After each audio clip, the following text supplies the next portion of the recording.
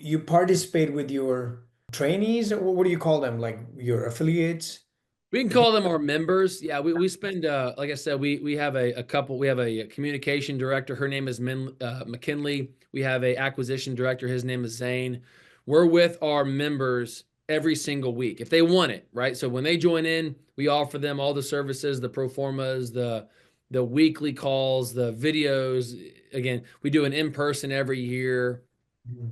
So I want to believe we're about as transparent and upfront as we possibly can.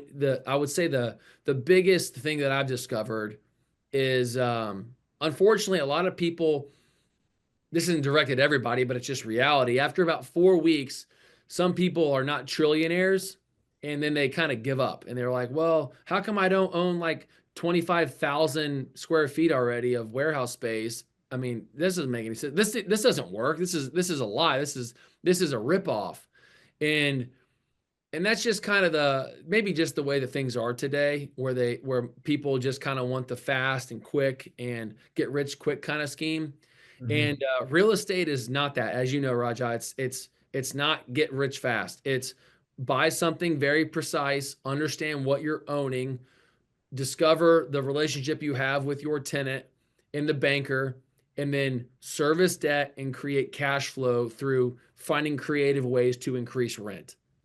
That's really the goal with real estate. And that's kind of the goal of our group is buying something right with creative terms is cool, but finding a way to double the rent to double the value is really where you make your money, which is the game.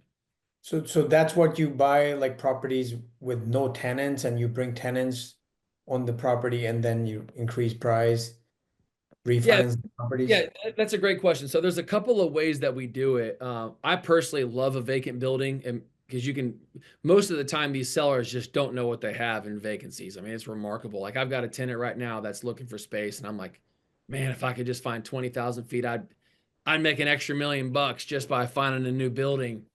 Um, but another way that I've discovered, and this is from one of my real estate mentors who has more money than God, and he gave me kind of a sobering statement because I asked him to invest in a project with me. This was probably 6 months ago, and he'd appreciate me saying this. I was like, man, I got a cool project. I'd love you to invest with me, and he's not interested in doing anything more unless it's like 8 figures, right? Well, what I said was, this is what I want to do. I want to, this is like a $2 million deal. You'll get your money back in 36 months. And this whole thing that I went through. And he's like, Nolan, I'm just not interested. He goes, I can do something. I don't care if it's $100 million or if it's $1 million deal. How do we double the value of the building in 1 year, 12 months? And I was like, well, this is the way. He's like, no, you're not thinking about it right, man. You're not thinking about it. He almost kind of got at me a little bit. And it was almost like a coach coming to one of his players. And I said, well, what do you mean? And he goes, you're only looking at the deal based upon the existing rent and the existing terms of the debt and the financing. You're not looking at what's going on around it in order to increase revenue. Meaning, if you're looking at a building that's like 20,000 square feet and it rents for $5 a foot, so you're bringing in $100,000 a year, and it's a 10 cap, that means the building's worth $1 million. So how, in Brett's eyes, how would I go and make that building worth $2 million, right?